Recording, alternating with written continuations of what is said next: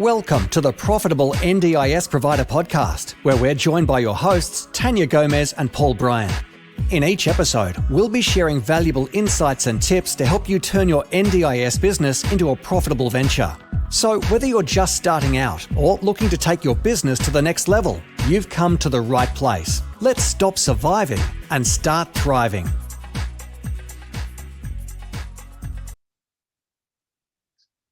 Welcome to the Profitable NDIS Provider Podcast. My name is Tania and I'm here with my wonderful co-host, Paul. Hey, Paul, welcome back.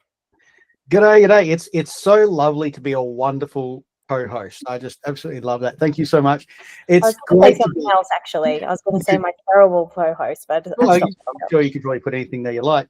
Let's get a word generator to start hammering those out. Hey, look, today we are joined by an amazing human, Amy.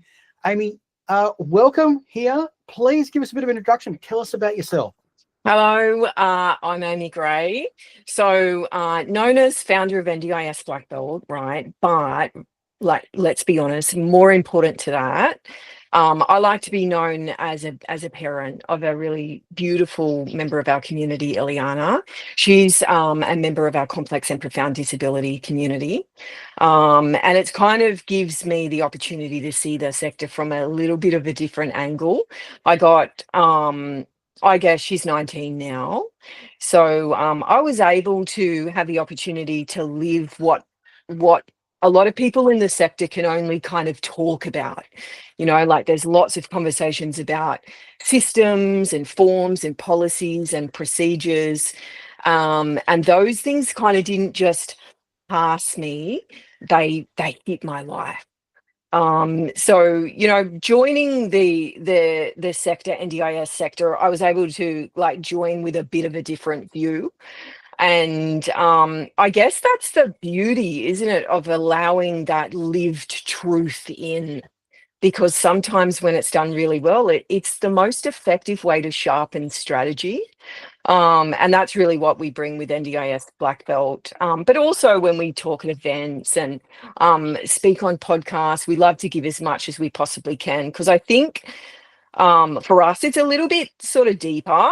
It's about kind of breaking through, you know, layers of fatigue and a bit of distrust in the sector and disconnect to bring us all back to who we are as the core of this industry. But, you know, really at the heart of it, right, I'm just someone who really cares and who really is out here trying to do something useful. So thank you very much for having me on today. Yeah, of course. It's lovely to have you. That's a beautiful introduction. I don't know if you practiced that in the mirror, but it was very well done, very beautiful. And the episode today, you suggested the episode title of Personal Pain to Professional Purpose. So I was intrigued reading that. And obviously we've all had some personal pain and we all want to make a difference and have some purpose in our lives. So you've mentioned your daughter there. Can you take us back to the beginning to what that personal journey has been and how you decided to make this into a professional purpose? So the shift, I guess, from personal to professional, you know, it's a great question, isn't it? Because it is actually cornerstone of what we do at NDIS Blackbelt. And for me, it wasn't like a sudden thing. It was this really, to be brutally honest, and let's just be as truthful as we possibly can, right? It was a really long, difficult awakening.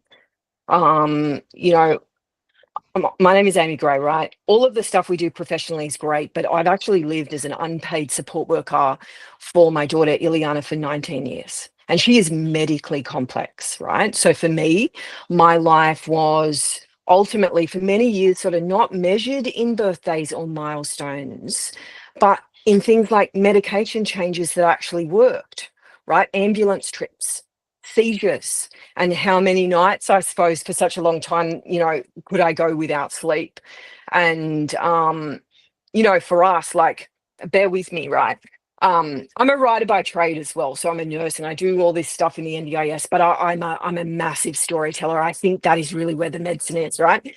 So for us, I did a lot of work trying to hold things together in a system that was actually, like, to be honest, it was never really designed for families like mine. Right. And I'm talking about 19 years ago, giving birth to a child with complex and profound disabilities, and trying to work in the Australian workforce. There was no pause button. There's no extra sick leave for carers.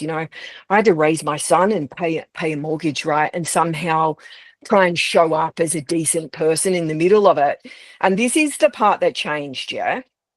It changed everything for me. It was like I had thought that they were years of just sort of surviving, and loads of families will tell you the same thing. You feel like you're just surviving. And over time, I started to realize it wasn't just sort of shaping me as a mother. It was kind of shaping me as a professional and as a voice that now is sort of understanding what the system, could give a little differently. And I started to see, right, that this wasn't just my family's story. This was a bit of a reflection of the state of the sector itself. And I've said this before, there was a bit of a gap between what families like mine truly needed and what the sector, despite its best efforts, was able to deliver. And right there I was, sort of sitting in that gap. And I was living in it, and I was raising kids in it, and I was paying bills in it and trying to navigate that system. And, bear with me, right? It wasn't that people didn't care. I never doubted that for 1 second. In fact, within this sector, I've had the most extraordinary acts of kindness from so many different people who go above and beyond their job description. It was about sort of trying to fix that gap, because it wasn't just me in it. There was loads of families sort of living in it. And it was really, that's where my personal journey started to shift into professional purpose, because I raised my kids like this. If I've seen it, I must acknowledge it. Yeah. And it's brave though. I reflect on I'm a mum of 4. I don't have a child with disability, but I have a child who has a lot of medical conditions. He's my 3rd son, and I personally don't know if I could work in that space, like to live in that space and work in that space. And like the first child I ever looked after with a disability, he's 23 now, so similar age as your daughter, and he has cerebral palsy. His mum was a couple of years older than me. We're still friends. And she's a teacher. We both went to teachers college together. And I asked her one time, why wouldn't you be a special needs teacher? You have the most experience ever with working with special needs. And I was becoming a special needs teacher. And she was like, I just need something that's not about disability. I just need something that isn't about making my son's life better and is a brief moment outside of the chaos of living with disability every day. And at first, when I heard that, I didn't know how to feel about that. I was a little bit like, oh, that's a little bit shocking that you want to, I hadn't had children at that stage. Now I totally understand wanting something outside of your children. But at the time, I wasn't sure how to feel about that. But you really have embraced that idea of not just improving your child's life, but actually other children like your child, and I guess, just the general disability community. So do you get overwhelmed and burnt out from trying to change a system that, at least from my perspective, sometimes feels very broken? You know what? I'm the king of burnout. I've burned out that many times that you kind of realize that you become invincible. The issue for me was I seen the gap, and I must address the gap. Yeah. And I figured to myself, so like on the 19th of January 2023, I registered the mother company, which is Disability Culture Crew Australia. And that had a mission statement as clear as it gets, right? 3 little words: change the culture. And so all of the frameworks I've built, and I've got a few, they're really reflections of that decision. They're not just products, they are translation of my lived experience into something that organizations and staff can actually use, right? And you're right, it's big and it's bold. And Ian Coker put it best to me years ago. We were sitting having a drink with his lovely wife at a pub in Bondi or somewhere, and he said to me, you know, like sort of scratching his bald head, and he said, you know, looking at what I was kind of proposing to do, he said, Amy, do you sort of understand the scale of what you're talking about? Right, the enormity of it, because it is just a brand new industry, isn't it? And I just shrugged my shoulders. And I said, you know, the thing that I live by, which I've raised my kids by, if I've seen it, I must acknowledge it. And you're right, it has been enormous. And it has felt too big at times, but I believe it's necessary, because I think if we can kind of bridge that gap, which is not hard, we don't just improve services and improve the way businesses feel about themselves and the way they do business, we kind of change lives. Yeah. So that was kind of like a long-winded version of how the professional side was born. Yeah. You've obviously gone through so much over that period of time, and it's given you so much information and background, and how have you sort of applied those challenges that you've faced personally to the professional side of your business? What does that look like when you're helping, I guess, providers develop their internal strategy now? I'm not sure how to answer that, right? But I can say this. I spent years working in the industry myself. I'm a nurse by trade, right? And the truth is, it was the lived experience that sort of shaped how I see the NDIS and how I understand culture, and actually why I know where the cracks are. Because when you live inside those cracks, like families, you see them up close, yeah? So those cracks became my training ground. And it's those cracks that I built my products. And those cracks kind of taught me what it is to survive. How do you survive doing this for a long period of time? How do you survive high stakes, emotionally heavy work? They showed me that culture and accountability and retention are not just abstract, right? They're life and death in this industry. It showed me that culture isn't built with rules. It's built with like rhythm. We talked a little bit about this at your conference, and rhythm comes from repetition. And this is actually what I learned. And that's why I built some of those frameworks. We talked about the 5 R's of retention. We've got the Breaking Barriers workshop series that I take into providers, but we've also got the Culture from Day One, plug and play induction manual. The 5 R's of retention, right, was actually built out of living through turnover and instability in support services, and knowing what it costs families, but what it costs staff. And what it costs owners. Breaking Barriers, the workshop series that I take around, it came out of seeing what happens, right, when our organisations can't, for lack of a better word, equip their workers properly from day one. Yes. Sorry, yeah. They're not abstract, you know, that they're, as you know, they're a real translation of experience that I've turned into something that actually can change the culture. And really, it's just my way of turning hard years into something that staff and organizations can kind of lean on. I guess all those challenges have informed the way that you're working with the providers, with the culture of their business. And I know from people that we've sort of had conversations with, they're really diving in there and going, I've never thought about it from, say, that perspective. Yeah.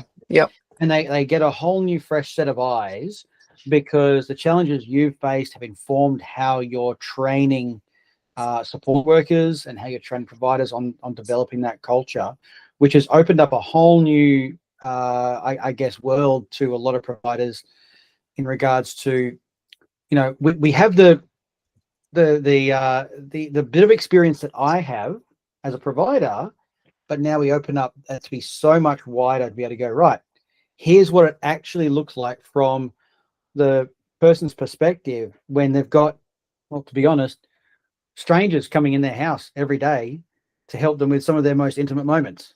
Right? Yeah. How can we support staff, right, to do that well? if we've never had it done ourselves. And we can't all have that done, but I think it's worth asking the question. It's worth addressing. And this is what I keep saying, right? There is a real beauty allowing that lived truth in. And I say this, right? Sometimes, not all the time, you know, not everyone's story can be hugely sort of helpful on every single issue, right? But when it's done well, it is the most effective way to sharpen a business and to sharpen strategy. That's what I think. And I see it work. And I was chatting to one of the guys that develops all of the lovely stuff for NDIS Blackbelt. He puts lots of things up on LinkedIn and he does a great job. And I keep saying to him, I feel really confident, right, that we can say Amy Gray, 3 hours changes everything. Because you're right, Paul. We're having conversations about stuff that perhaps wasn't thought about, but this is the stuff that's most impactful, I think. And I think that because I live it. I roster somewhere between 80 and 100 hours in my own home every week and have done for many, many years. And they're actually small changes.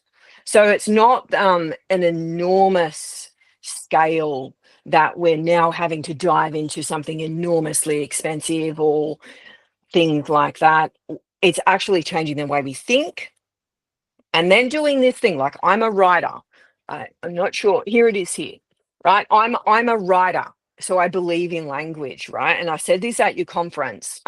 This is what goes with our workshops. And I'm not trying to plug it, but I'm trying to say within those workshops, we change the way they speak. It's called the language of us. And that's how we build culture. And it's actually pretty simple. It is beautiful. So Paula maybe had a chat to you about, you know, the emotions in the room when we actually start to build culture about who we are as an industry and who these organizations actually are. It's a beautiful thing. Do you ever struggle with being too close to the work? And kind of, I guess, it's more around how do you balance then the heart with the strategy? Does it, you know, does it ever become a problem? Absolutely. Yep.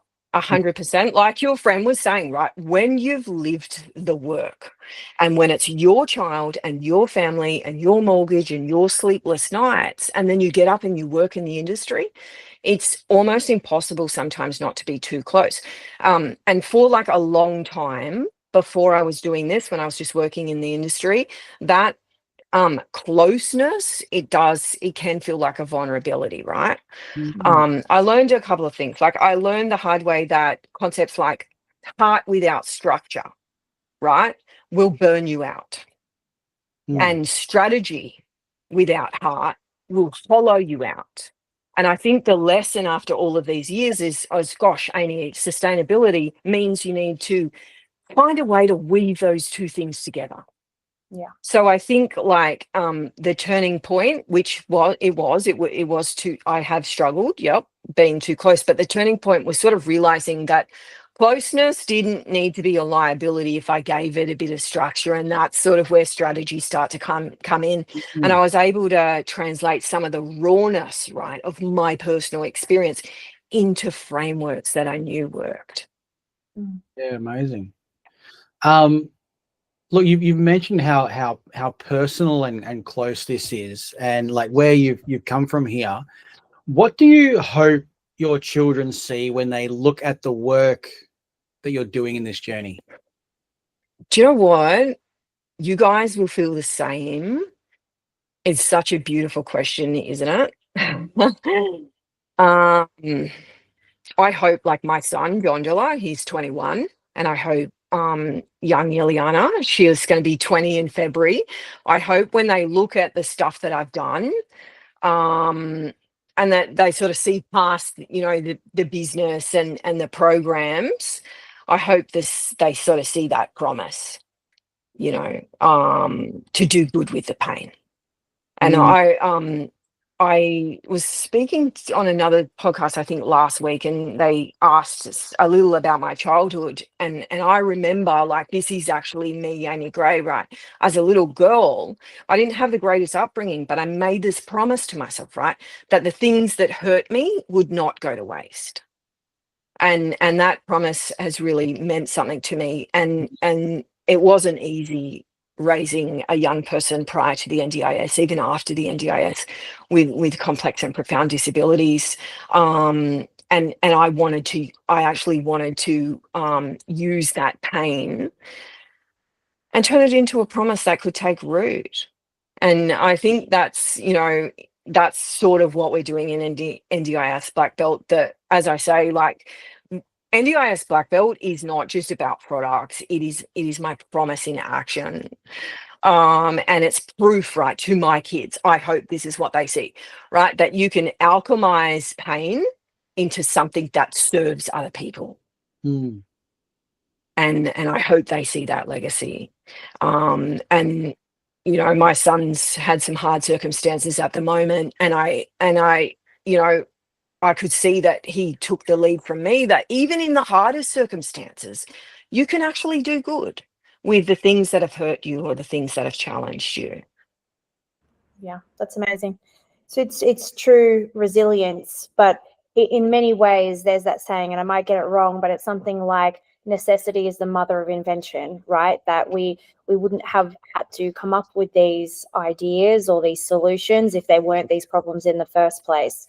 And really that's where the best life-changing ideas, as you talked about, really come from, is that idea of I can solve this problem. And I really loved your, you didn't say these words, but for me, it's very much like, well, if not me, then who? Like, and why not Yes. me? Yes. Why wouldn't it be me that solves this problem? Because it is me who's lived this problem, and therefore, if I can solve it once, potentially we can solve it many times over. Yes, and my people, complex and profound disability community, my people have fought a long time and they're tired. They've had a lot of no's. Things have not been easy, and it's not always easy for us to have the time and energy to build these companies and to be heard, or to be in spaces where you're actually not heard. That's sort of, hard too. And you're right, if not me, then who?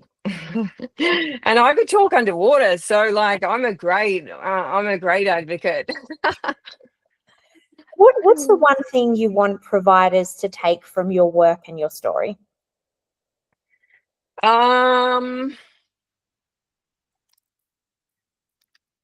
This is something that I've been thinking about recently, right?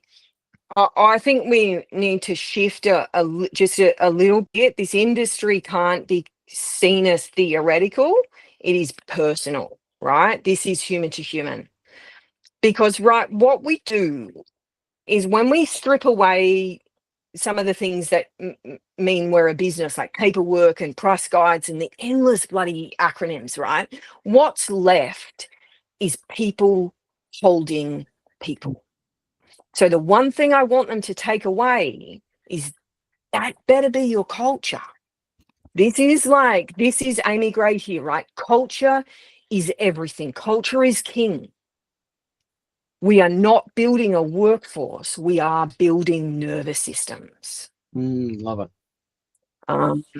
And these nervous systems, our organizations, right, they breathe and they contract and they flinch and they stabilize and they respond to pressure and energy and tone and trust, right? And understanding that changes everything. And it's a great reminder that culture is built in here. And it's not built in our policies. Mind you, I've got hundreds of them sitting on my desk at the moment, right? And very much my story shows what happens when culture is not there or culture cracks, because families like mine fill those cracks first. Yeah, wow. Yeah, that's the truth. I want them to take away that, culture has to be built in our habits, like what is said and what is tolerated, over and over again. And I go back to the concept of language, build your culture intentionally, or, get someone in to help you do it.